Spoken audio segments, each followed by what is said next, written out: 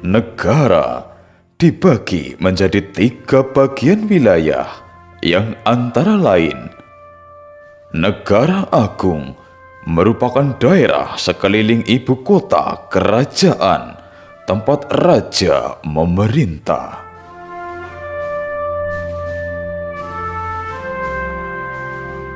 Mancanegara adalah daerah di Pulau Jawa dan sekitarnya yang budayanya masih mirip dengan Negara Agung, tetapi sudah berada di daerah perbatasan.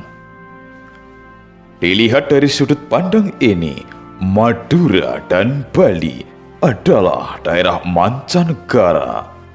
Lampung dan juga Palembang juga dianggap sebagai daerah mancanegara.